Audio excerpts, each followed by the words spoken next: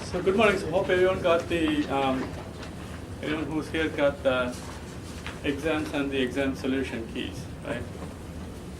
And there are 4 handouts here, so you should have 4 copies, right? So the for the exams, that's the sort of grade. I think 2 of you got all right, and kind of went in a pseudo straight line. Right?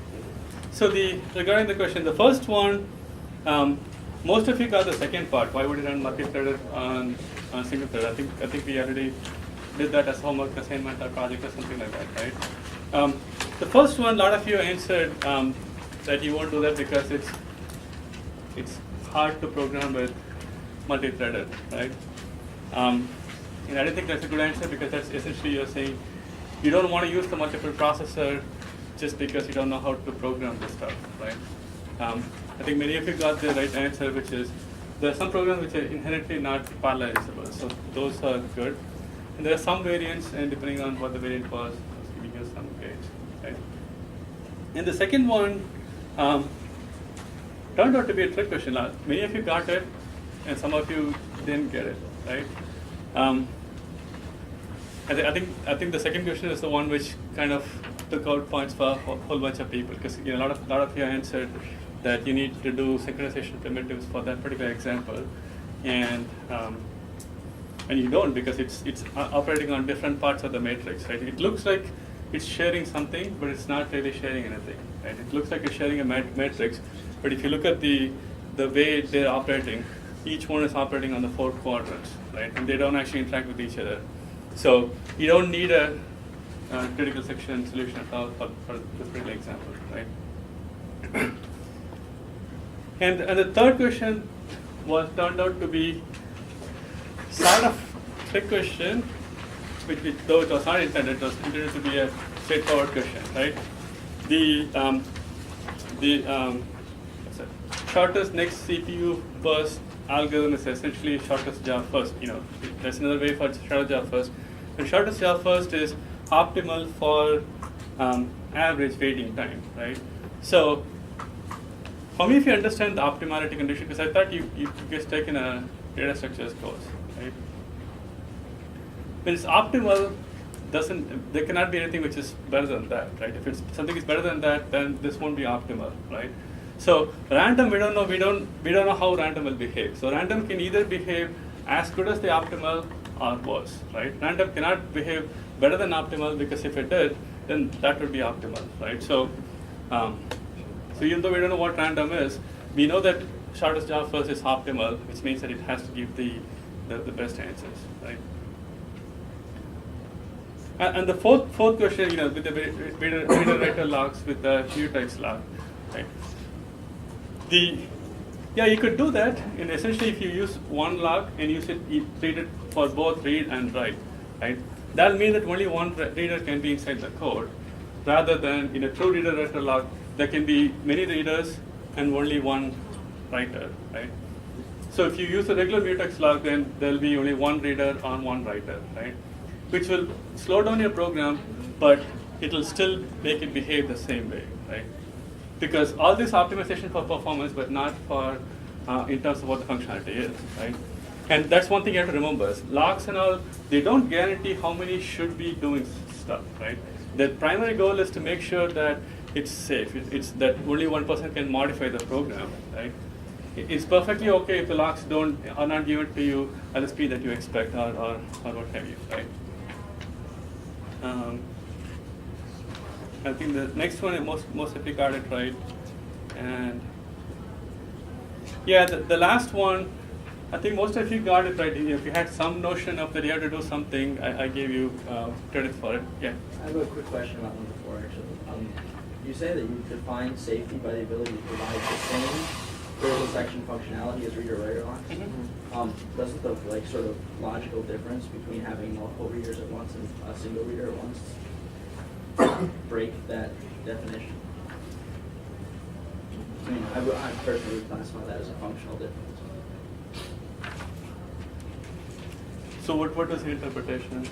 Well, I would say that your definition of safety says that basically the program has to operate the same way. Mm-hmm. And working on that assumption, reader-writer locks are different logic gates than mutex locks, and therefore the answer would be no. Yeah, so if you have any questions about that particular interpretation, talk to me after class, right? Or if some of you had the, if you interpreted the answers differently, the notion of safety, talk to me after class. And the last question, you could do that. You could have multiple. You can put the same thread multiple times on the ready queue, right? But then you have to remember that when you have to go for I/O or some state, you have to go back and replace all the. You have to remove all the variants, right? Before you can take only one process off, one thread off the queue and put it somewhere. Now you have to go back and change something, right? Some of you answered. Which is wrong, which is some of you answered, if you have 2 copies of the same process on the wait queue, then it'll run the program twice, right? Your program will be run twice with the same data, so you'll get wrong answers, right? I assume that means that you were saying that, suppose you had I equals I plus 1, right? And if you put that twice on the run queue, right? Then on the ready queue, sorry. The first time, let's assume that I happens to be 2, right? The first time your program runs, then I becomes 3, right? And if it was again on the queue, you pick up and you rerun this same instruction to get 4, right? I think some of you mentioned something to that effect, and that's not true, right?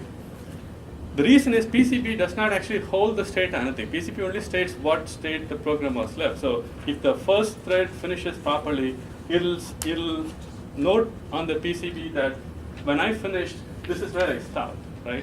So when it's run again on the ready queue, you will not go back and rerun this. You'll go forward, right? This has nothing to do with whether it's on the queue once or twice. PCB only keeps track of what was last run, right? And it has to be a horrible bug if you're not keeping track of which was already run, right? This is no different than if you have a ready queue, right?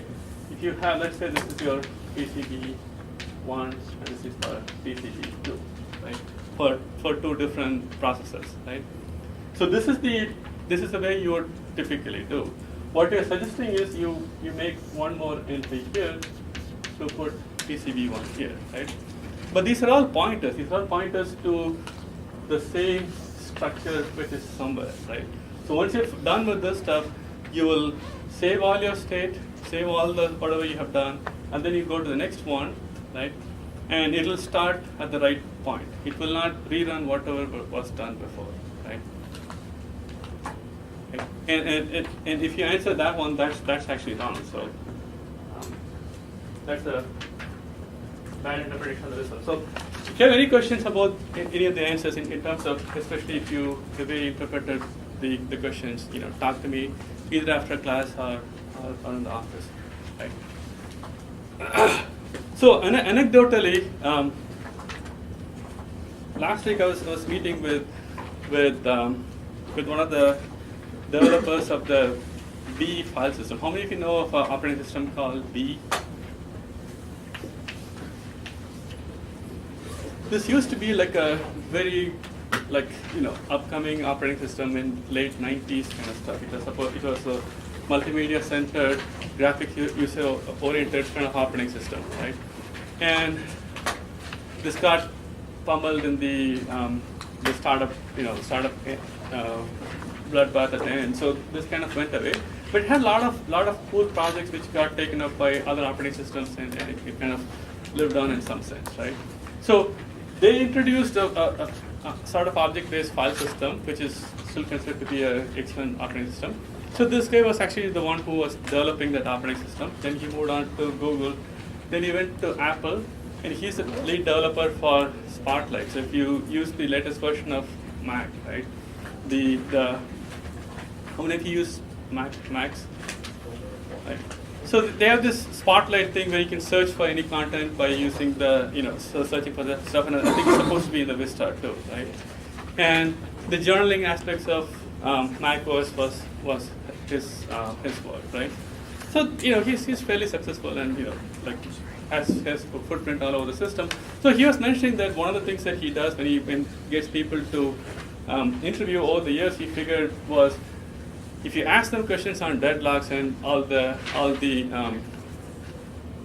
semaphores and stuff like that, right? He said that's a very good way to weed out people who know what they're doing and people who don't know what they're doing. So even if you have people who write like 10,000 lines of code a day kind of stuff, most of the times they get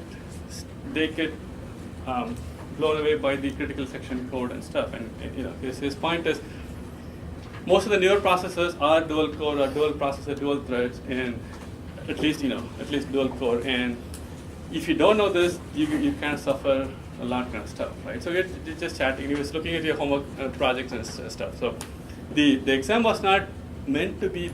This particular exam was not that easy, right? Because it was kind of tricky in some sense. Some of the like the second question was not intended to be tricky, but it turned out to be tricky kind of stuff, right? So I think overall the class did fairly well. I don't know how it came up to be a straight line like that, right? So my point is, don't feel too bad, and this is sort of stuff that this is pretty important and pretty hard kind of stuff, right? So how is your projects coming along, the homework project? I think some of you mentioned that you're noticing that the performance is not as you expected. If you add more threads, things are not going fast or something, right? I have no expectation of you writing fast code, right? The grading is not based on how fast you can make it run. So if your program runs like faster with one thread and correspondingly becomes slower as you add more threads, right? I don't particularly care. Speed is not my concern, right? I want you to understand what's going on. So if you drew a graph which shows like time here and threads here, right? So you would expect that something like this, right? As you add more threads, sort of the time it takes to run your program comes down, right? But you may see something like this. You may see something like this, right? You may see something like this too, right? So I don't particularly care what the graph looks like, right? But I want you to kind of have a sense. So in a report, if you get something like this, right, sort of think of why you may be getting something like this, right? And I think I talked to one group which said they kind of know why they're running slower as things change, what have you, right? So don't worry if your program runs slow or runs kind of bizarre. Try to understand why it's doing some things, right? And you may find that like sort of the homework, the exam question 2 sort of program may actually make you go faster, right? In that particular code, without critical sections, we can actually make it go faster because we notice that there are no contention, right? So if you use lots more lock than you needed, then your program may run slower, but that's that. I mean, so don't worry about how your program performs. Just focus on how you write the report, right? The TA said the first project, most of you, all of you got it right in terms of explaining what you did, and that's the most important for project 2 too, right? I would like an explanation of what you learned, what you did, and what is the deal, not necessarily your source code or stuff like that. Make sense?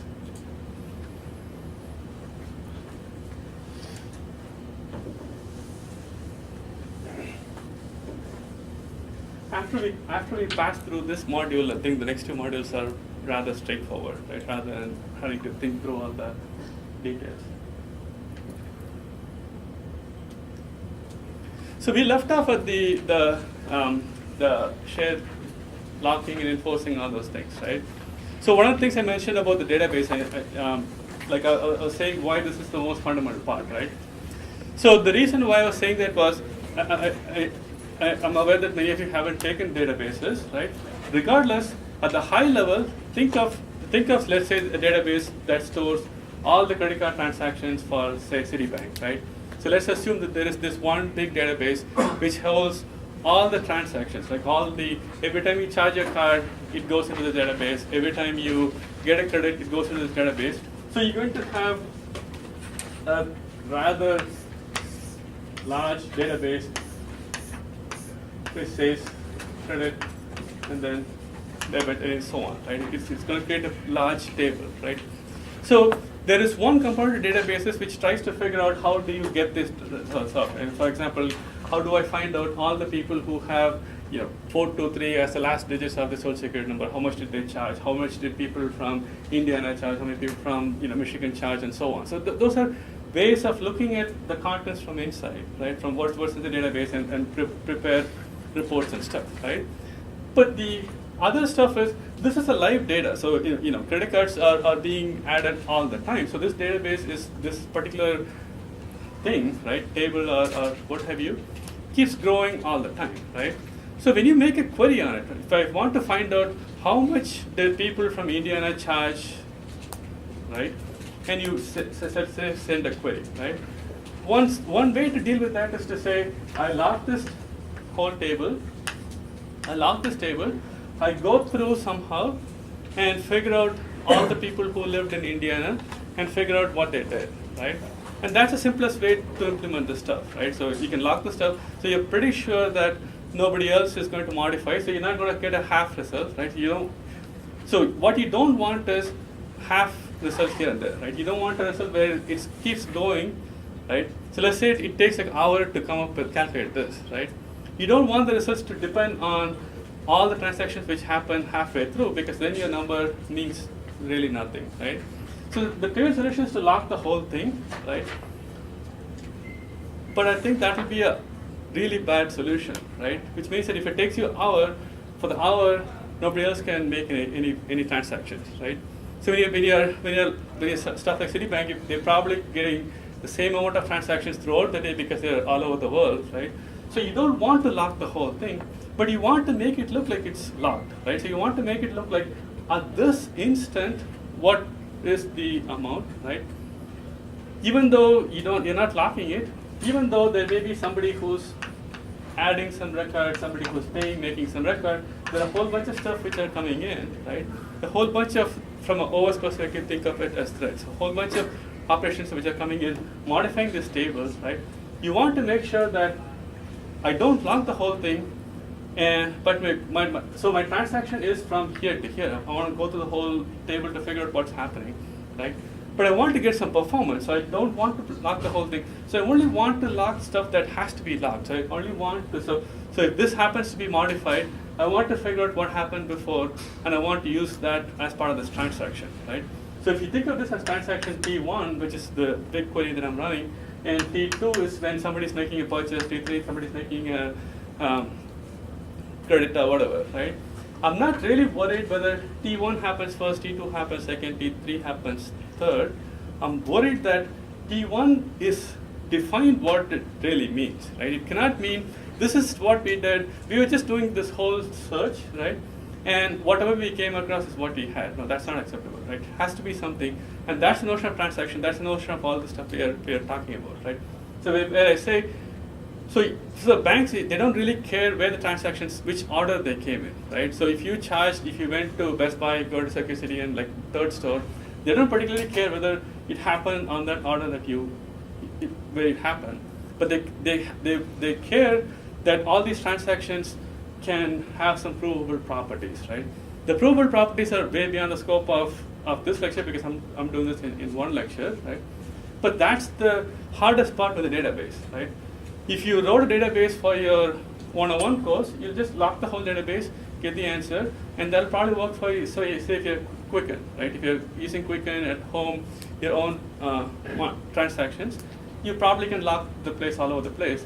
But if you're dealing with something which is, has millions and billions of users, how well you can make this happen defines how good you are. And that's the reason why when you go to Oracle, you pay $20, $30 odd million to get the software, not because Oracle has whatever, but because they, where it counts, they can make it go faster, right?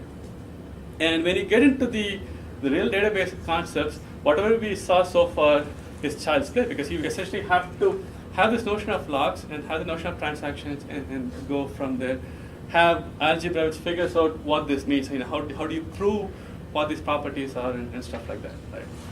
So if you can't prove these things, you won't buy a database where they say, depending on when you ask, how you ask, you may get some results, right? That's not a good enough answer. Right? So hopefully, and that's one of the reasons why I can't really go through all the stuff in this one lecture, but so just to give you a hint of what is possible, because that's what you have to, you should try in modern operating systems, right? So in the notion of the two-phase protocols, right? We will see that when you go to deadlocks and stuff. The idea here is, if I have two transactions,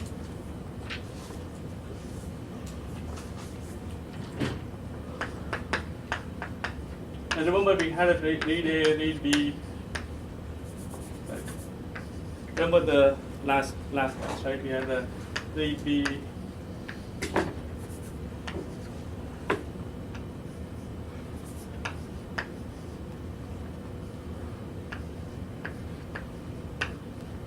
Some example like this, right, from the last class. So we want to figure out which transaction should go. So we want to make sure that either T1 goes first and then T2, or T2 goes first and T1. We never want them to be interleaved, right? So one way to achieve that is to have a growing phase and a waning phase. So essentially it means that before this transaction starts, you have to know that it is going to operate on A and B, right? So you have to lock A, lock B, right, before you start anything, right? If you don't get both the locks, you don't proceed at all, right? So even though the B is not going to be used for a while, you have to wait for both the locks to be given to you. And once you get both the locks, then you start to process. While in the middle, you're not allowed to get any locks, right? If you want new locks, you have to give up all the locks you have, and then you get it again. So that way you're forced to either have this go first or this go first, but never halfway through, right? You won't get as much performance, but there are better ways to deal with that. But at least you'll solve the problem of concurrently running something, right? And it will still cause deadlocks, and which we'll see later on, right?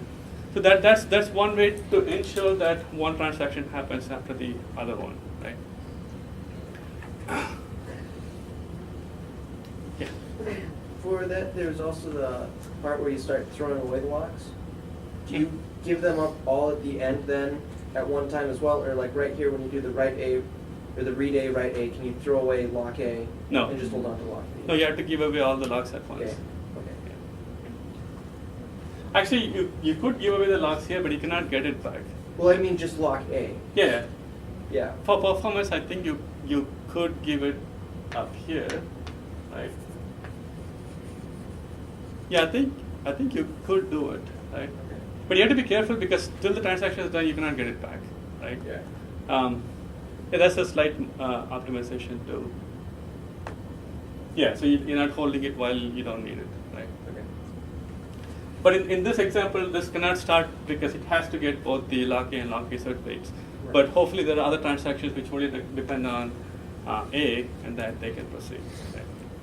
Yeah, so I mean this is like the simplest protocols you can imagine, right? I mean obviously if you go to database, they try to have much more complicated stuff. The challenge with all the stuff is, I just said it looks fine, right? But you have to actually analyze to make sure that it's provably accurate, right? So you have to do the logic to make sure that it's provably, it'll give you the stuff you want, right? So the other way to do that is to use timestamps, right? So here there are multiple threads. You assume that they are all operating with the same clock or same time, right? We don't particularly care what the time is. It could be wall clock. It could be logical clock, which is essentially a counter which is incrementing up, right? What we really want is we want to know which happened before and which happened after, right? So if it's in real clock, then you have in seconds and what have you. So you kind of have, so you can differentiate whether the two operations happen 2 seconds apart or 2 hours apart. When you use a logical clock, which the idea here is you use a counter. So every time you have to do something, increment the counter. You don't know how much time it happened.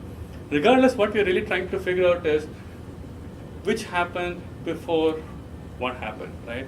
And if you take the distributed systems class, you'll probably spend like a whole month on what logical clock and physical clocks mean, right? But for us, the notion is you want to know which happened after what, right? So we use this the timestamp to figure out which should happen, which is the order which we're going to allow, right? So what we do is for each data item, let's say a queue, right? We have a write and a read timestamp, right? This says what was the last time that a successful write went through, right? And which is the last time a successful write was made on that variable, right? And that's the time which was committed, so anything which happened before that should go away, right? So suppose you have another transaction which comes in, right? And it's trying to operate on the variable q, right? And say let's just it wants to read, so the example here is it wants to do a read of q, right? So if the transaction, if its notion of queues, so the time that it's doing this on q, right? And that's the ts of ti is the current time when the transaction is doing a read on q.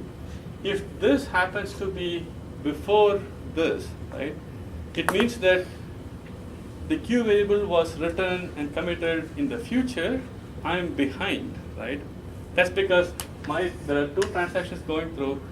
There's another transaction which committed its results, and I'm coming through, and I'm behind this transaction, right?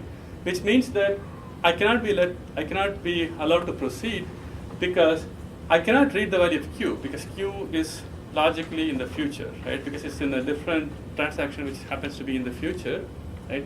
Which means that I need to be backed off, right? I need to be rolled back because this transaction has to abort, right?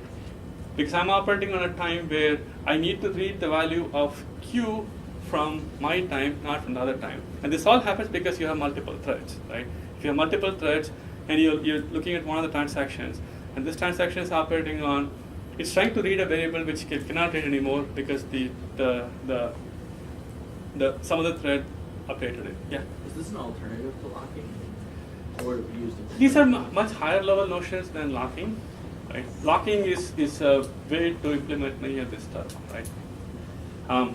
The notion of transaction says that at a higher level, this is all I need to do. Right? You can use locks or whatever mechanisms you need to make this happen. Right? So, when you say transaction, there are multiple operations happening here. All I want is everything to happen or nothing to happen at all, right? And you'll appreciate this, like even for example, the round robin with multiple queues, right? From the exam, right? Suppose you had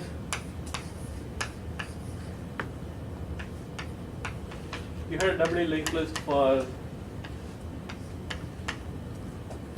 your ready queue, right? And suppose this happens to be BCB1, this happens to be BCB1, and BCB2, right? So you want so when you're removing this process, right, you want to remove this, you want to remove this, and you want to set the pointers appropriately so the whole data structure can work, right?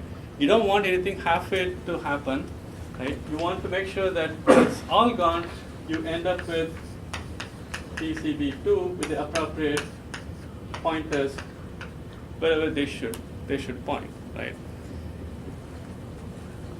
So the way you implement that is maybe you lock and stuff, but the notion of transaction is a higher level notion where you say, I define all this to be a transaction, so either make them all or don't make them all.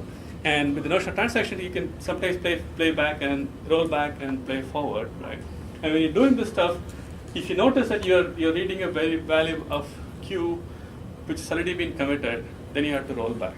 And you have to do the similar stuff for the write operations, right? So this is one way to disambiguate. So none of this really care about which one should go first, right? The time notion of which one should go first. Rather, we are worried about saying one should go and then next something else should go. We cannot allow two of them happening at the same time, right? Does that make sense? So if it's not super clear, maybe combine. I can give a little bit more sense.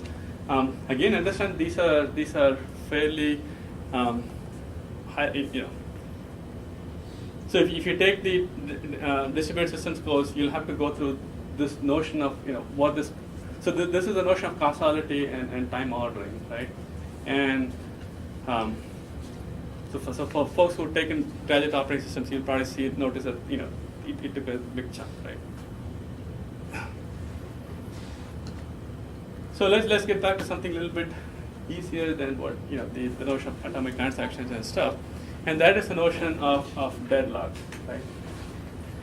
And we did talk about deadlocks way before, in terms of when you have resources which are being held by somebody, and you may enter a point where you cannot make progress, right? So in the case of the dynamic philosopher problem, we mentioned that if all the philosophers took the left fork and they're waiting for the right fork and they won't put it back, right?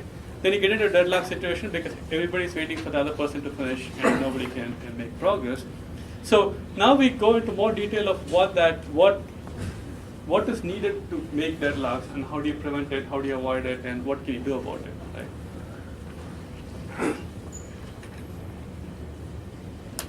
So again the definition is you have set of resources which are held exclusively, and so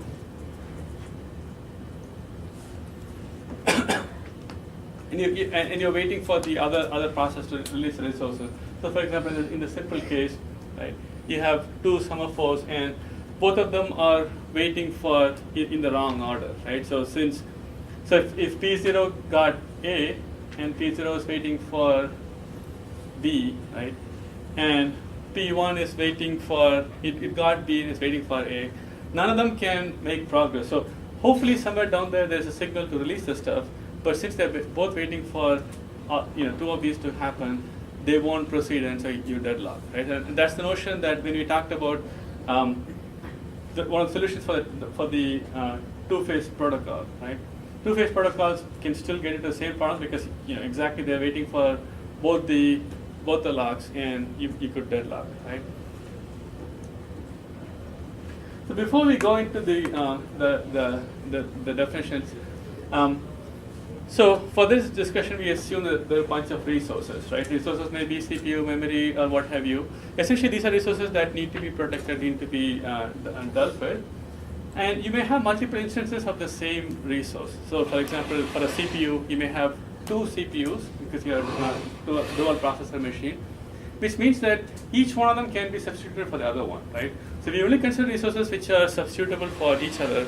So you cannot substitute memory for processor, but if you have two processors, you can give one or the other, right? So you have lots of resources. Some of the resources, you can have multiple instances of them.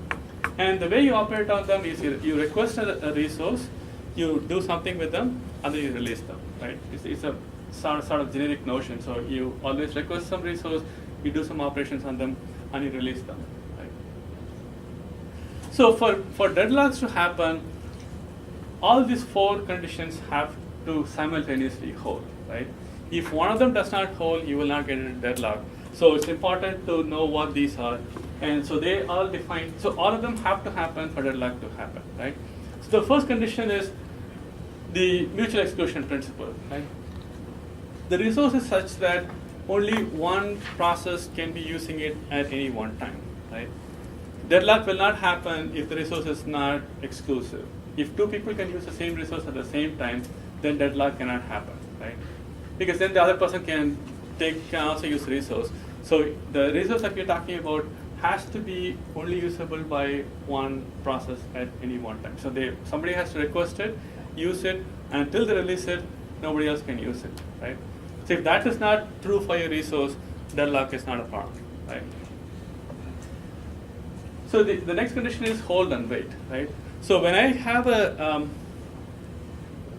when I have a resource, I'm holding and I'm waiting for another resource, right? If I never do that, if I always give up my resources, all the stuff I have to get a new one, I'm not getting into a deadlock condition, right? for deadlock condition to hold, I have to be holding some other resource before requesting something else, right? If this is the first resource I'm asking for, I cannot cause a deadlock, right? You have to be holding something because you have to want something that I have, and I have to want something that you have, maybe in a complicated fashion, for deadlocks to happen, right? If I'm only waiting for somebody and I don't have anything else to give, then I'll just wait, and I'll just starve, but I'll never cause a deadlock, right? The third condition is resources cannot be preempted, right? So resources are exclusive. If you have a resource, then I have to wait for you to relinquish the resource before I can use it, right? But I cannot take it from you by force, right? So once the resource is allocated to you, it's not preemptible.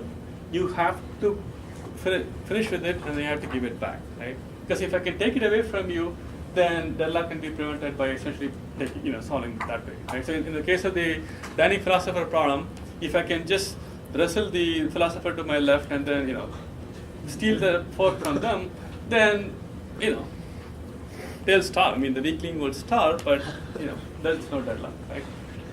And essentially, you have to have a circular wait for deadlock to happen. So you have to provably show that there's a circular wait, meaning I hold a resource, right?